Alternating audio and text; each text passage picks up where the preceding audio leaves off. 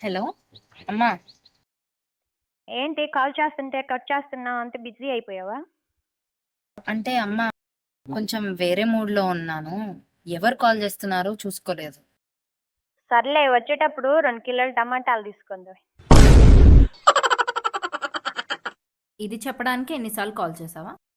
సరే, నేను మళ్ళీ కాల్ చేస్తాను.